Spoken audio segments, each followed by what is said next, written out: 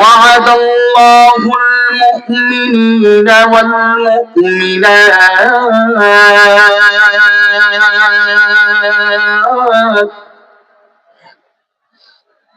আল্লাহ রাব্বুল আলামিন বলেন ঈমানদার পুরুষ এবং নারীদের সাথে আল্লাহ রাব্বুল আলামিন ওয়াদাবদ্ধ হয়েছেন, অঙ্গীকার করেছেন। কিসের? আল্লাহ বলেন وعد الله المؤمنين والمؤمنات جنات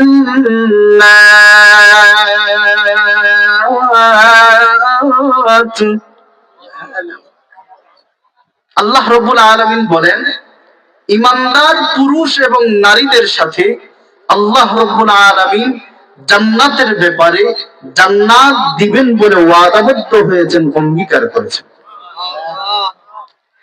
এতটুকু কথাতেই বোঝা যায় জান্নাতের সত্যতা আছে না নাই? কিভাবে বুঝলাম? কোরআনের মাধ্যমে স্বয়ং মহা রব্বুল আলামিন আমাদেরকে প্রমাণ দিয়ে দিয়েছেন, বলে দিয়েছেন আমি তোমাদেরকে জান্নাত দিব, এই বলে অঙ্গীকার করেছেন। প্রমাণ পাইলাম। তারপর আল্লাহ বলেন জান্নাতিন তাজরি মিন তাহতিহাল আনহার,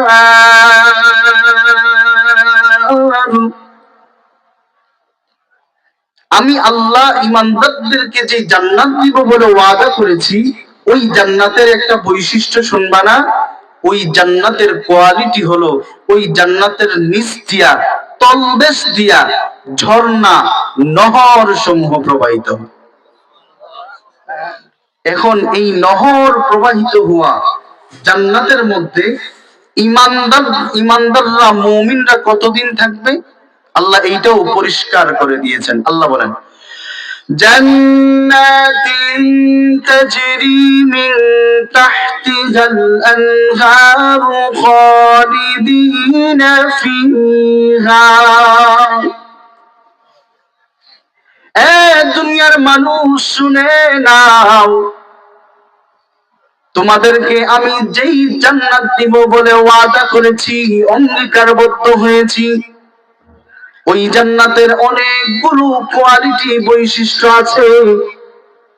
কিন্তু সবচাইতে বেশি যেই বৈশিষ্ট্যের কথা আল্লাহ উল্লেখ করেছেন, যে জান্নাতের নিচ দিয়া ঝর্ণা সমূহ প্রবাহিত হবে, ওই ঝর্ণা সমূহ প্রবাহিত হওয়া জান্নাতে ঈমানদাররা একদিন নয়, 2 দিন নয়, 1 সপ্তাহ নয়, 1 মাস নয় রে, 50 বছর নয় রে, সারা জীবন, চিরদিন, চিরকাল সেই জান্নাতের মধ্যে ঈমানদাররা বসবাস করবে। এই আয়াত থেকে 3টা জিনিস একদম পরিষ্কার। প্রথমত, আল্লাহ ওয়াদা করেছেন জান্নাতের, তার মানে জান্নাত সত্য। 2 নাম্বার, ওই জান্নাত সত্য তো সত্যই, ওই জান্নাতের নিচ দিয়ে আল্লাহ বলছেন ঝর্ণাও প্রবাহিত হয়, ঝর্ণা সমূহ প্রবাহিত হয়।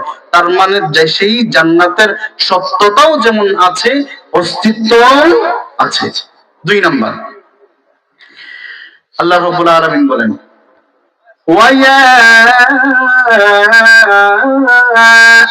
আদামু উসকুন আনতা ওয়া যাওজুকাল জান্নাহ। আল্লাহ রাব্বুল আলামিন আদম আলাইহিস সালাতু ওয়াস সালামকে ডাক দিয়ে বলেন ইয়া আদম, হে আদম, উসকুন, তুমি অবস্থান করো, বসবাস করো, আনতা ওয়া যাওজুকা, তুমি এবং তোমার সঙ্গিনী, তুমি এবং তোমার স্ত্রী বসবাস করো, অবস্থান করো। কোথায়? আল্লাহ রাব্বুল আলামিন বলেন আল জান্নাহ, হে আদম, তুমি এবং তোমার সঙ্গিনী জান্নাতের মধ্যে বসবাস করো। এই আয়াত দিয়ে আমরা কি প্রমাণ পাইলাম? আর একটু জোরে বলেন না। এই আয়াত থেকে যদি জান্নাতের সত্যতা না থাকতো, জান্নাতের অস্তিত্ব যদি না থাকতো, আল্লাহ রাব্বুল আলামিন আদম এবং তার সঙ্গিনীকে কোন জান্নাতে থাকার কথা বললেন? কথা বুঝেন নাই? জান্নাতের অস্তিত্ব যদি না থাকে, জান্নাতের সত্যতা যদি না থাকে, আদম এবং তার সঙ্গিনীকে কোন জান্নাতে থাকতে বললেন? তার মানে প্রমাণ হয়ে গেল জান্নাতের সত্যতা আছে, জান্নাতের অস্তিত্ব আছে।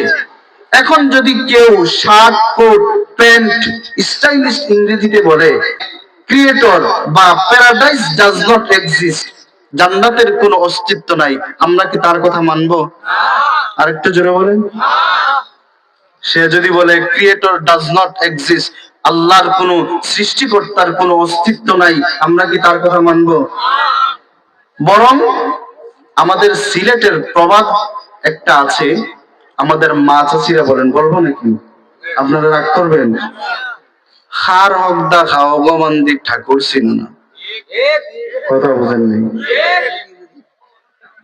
যারা এই কথা বলে দেয়ার ইজ নো গড, এইটা আগে বলতো, এখন বলে ক্রিয়েটর ডাজ নট এক্সিস্ট। যারা বলে, আমি এই ব্যাপারে অতিরিক্ত আলোচনায় যাব না, আমার এমনিতেই আলোচনা অনেক লম্বা, শুধু এইটুকু বলতে চাই, খার হকদা খাও গমন্দি ঠাকুর ছিল না। আর একটু বাড়িয়ে যদি বলি, আল্লাহ রাব্বুল আলামিন বলেন, ওয়া কুনতুম আমওয়াতা, এ প্রতিবন্ধী বুদ্ধিজীবীরা শুনে নাও, তোমরা যে বলো সৃষ্টিকর্তা বলতে কিছু নেই, সৃষ্টিকর্তার কোনো অস্তিত্ব নেই, তোমার যখন কোনো অস্তিত্ব ছিল না, তুমি যখন মৃত ছিলা, তোমার নিষ্প্রাণ দেহের মধ্যে সেই সৃষ্টিকর্তাই প্রাণ দিয়া, জান দিয়া, সুঠাম দেহের অধিকারী বানাইয়া আজকে তোমাকে সুন্দর একটা জীবন দিছে। এখন তুমি রব ছিল না। কথা বলেন না? এখন রব ছিল না। এই জন্য ওই সিলেটের প্রবাদটা বললাম আর কি, ওইটা আলাদা আলোচনা। আমি শুধু আপনাদেরকে, আমার যুবক সমাজদেরকে বলতে চাই, সতর্ক করার উদ্দেশ্যে, আজকাল মিলিয়ন মিলিয়ন ফলোয়ার দেখেই তাকে আইডলাইজ করতে যাবেন না, আইডল মানতে যাবেন না। আমাদের আইডল একজনই, মুহাম্মদ সাল্লাল্লাহু আলাইহি ওয়াসাল্লাম। আমাদের গাইডলাইন একটাই, আল কোরআন। তোমার যদি কোনো বিষয়ে কনফিউশন তৈরি হয়, তুমি কোরআনটা খুলবা, তুমি সমাধানও পেয়ে যাবে। কথা শেষ। আমাদের 3 নাম্বার প্রমাণ, আল্লাহ বলেন, সাবিকু ইলা মাগফিরাতিন মির রাব্বিকুম ওয়া জান্নাতিন আরদুহা কা'আরদিস সামাই ওয়াল আরদ। আল্লাহ রাব্বুল আলামিন বলেন, হে দুনিয়ার মানুষ শুনো, তুমি তোমার রব, তোমার প্রতিপালকের ক্ষমার দিকে, মাগফিরাতের দিকে অগ্রসর হও, মাগফিরাতের জন্য প্রতিযোগিতা করো এবং এমন জান্নাতের জন্য প্রতিযোগিতা করো, ওয়া জান্নাতিন আরদুহা কা'আরদিস সামাই ওয়াল আরদ, এমন জান্নাতের দিকে অগ্রসর হও, এমন জান্নাতের জন্য প্রতিযোগিতা করো যেই জান্নাতের বিশালতা কা'আরদিস সামাই ওয়াল আরদ, আসমান জমিনের বিশালতা, আসমান জমিনের প্রশস্ততার সমান, এমন জান্নাতের জন্য প্রতিযোগিতা করো। সুবহানাল্লাহ। এমন জান্নাতের জন্য প্রতিযোগিতা করো যেই জান্নাতের বিশালতা আসমান এবং জমিনের বিশালতার সমান।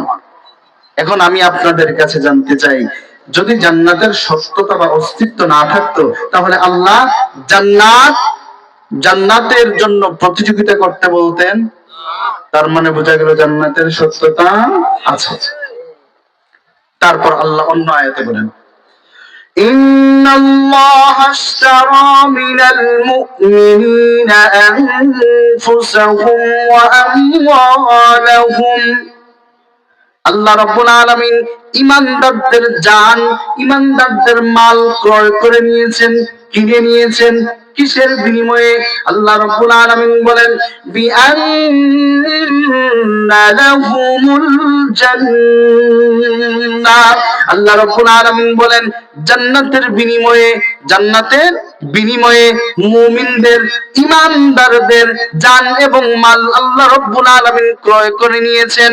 এর দ্বারা প্রমাণ হয়ে গেল, আল্লাহ রাব্বুল আলামিন প্রমাণ করে দিলেন জান্নাতের সত্যতাও যেমন আছে, জান্নাতের অস্তিত্বও তেমন আছে।